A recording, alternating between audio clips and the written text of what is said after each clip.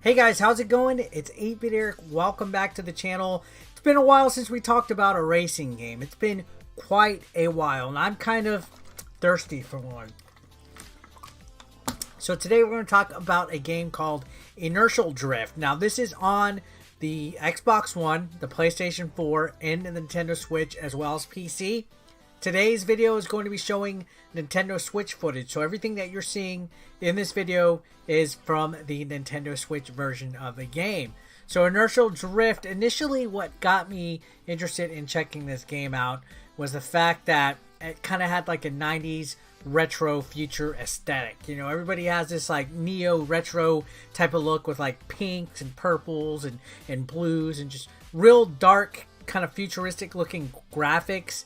I was like, all right, I can enjoy a futuristic looking racer. I mean, a lot of them, like Horizon Chase Turbo and everything like that, just kind of have like that retro aesthetic, almost like where it just makes you want to listen to some like Mitch Murder or whatever that genre of music is, where you're just racing really fast. So I was like, you know what?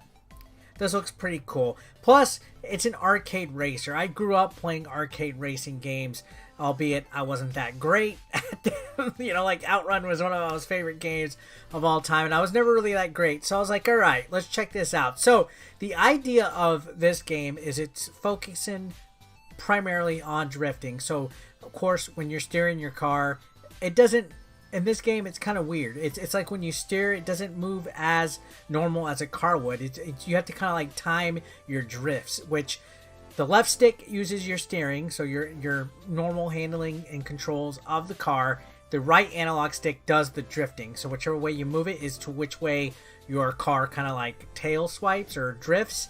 It's kind of different. It's a new, unique, different challenge to the arcade racing experience, because again, traditionally when you steer your car, if you use like the control, it'll move it regularly, but this one it locks it in a little bit, and it's kind of different. It's hard to really explain. This video is not doing it any justice, but yeah, it's got to be focusing. It's like if I was to describe it, I would say it's like a twin stick drift mechanic. And I think that's what they officially described it as well. So the mechanics of this are twin stick drifting. So you have to use both the left stick to kind of handle the car properly, but you have to also drift. It's unique. It's kind of, I guess, precision based, if I was gonna say anything about it. So it's intuitive, I guess, and it's not too difficult to pick up on. Once you figure it out, you're like, okay. Now, there is a story mode in this game. It does feature some, you know, like a story, some narration, some cutscenes, and then it has your traditional elements like an arcade racing type of element and other things like that. There's about 16 cars in here. They all look pretty cool, neat. Just have that real like futuristic vibe that I said.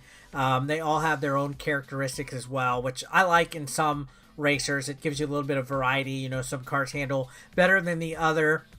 There's like supercars, sport hatchbacks, different types of cars, you name it, are in here. And there's about 20 tracks, like some like real neon looking city streets that have a lot to look at. And the detail's all right. You know, sometimes in racing games we get some scaled backness on details. I hate empty tracks. I hate no attention to detail. I like to look at buildings and obstacles and stuff in the distance, sunsets, stuff like that. This game fares pretty decent with that in that regard. Now again, it is set in a 90s retro type of feel. Kind of has like neon pink sunsets and twilight sky. So I do like the level design on top of everything. And again, there is a mix of races. There's head-to-head races. There's normal races. There's time trials. I think there's like different types of matchups that you can have. So there's a fair share of replay value with what you're getting on here. Not to mention, of course, in addition to that, the local stuff, you know, the local multiplayer and co-op and stuff. There's online multiplayer. So I know, being a Nintendo Switch fan, being somebody that plays their games on the Nintendo Switch, when there's an option to play online multiplayer games, I'm like, all right, sign me the heck up. So how much is Inertial Drift? In the Switch eShop, it's $19.99, which is not too bad of a price for what you're getting for this. This game doesn't feel cheap at all. It feels like a pretty well put together racing game. Again, it features a lot of different modes and stuff, which I think for the price, for 20 bucks, what you're getting here, plus an online multiplayer game. Not a bad deal at all. Now, in regards to how the game performs for the other consoles compared to the Switch, I didn't get to play it on PlayStation 4 or Xbox One, so I really can't tell you if this is an inferior port or not. I will say the graphics themselves do have a little bit of like a, I don't want to say a scratchy or cloudy type of look, but you can kind of tell the Nintendo Switch has a little bit of like a cloud fog. I don't know. It's hard to explain just looking at it. It has like a scratchy look, almost like it's like a, I don't want to say like a 3DS game, but like a DS game to an extent, but not too bad. You can just tell it kind of has a little fog bit of it, but it's not distracting. The game runs pretty well. It doesn't feel like there's any real serious lag when controlling anything. No Joy-Con drift, pun intended. I mean, overall, it just feels great, looks great, sounds great. For what it was really challenging as well. Every time I tried to get in a race against a computer player, I always managed to just get destroyed. like completely.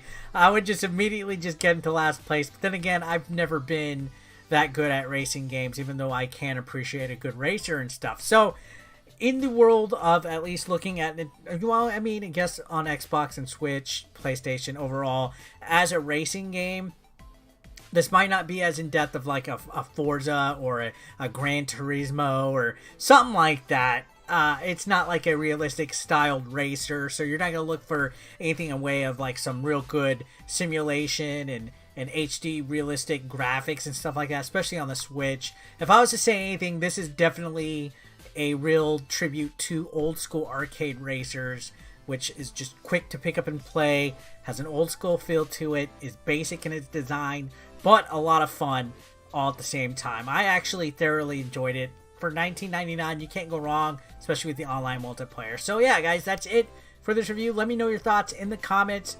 What do you think about Inertial Drift? Does this look like something that you could sink the teeth into, or does it look like something that you're going to pass on? Don't forget to subscribe if you haven't already. I appreciate each and every single one of you guys for watching. As always, hit that like button as well. I'll see you on the next video. Have a great day. Peace out. Consider supporting 8-Bit Eric on Patreon for just $1 a month. Link below in the description.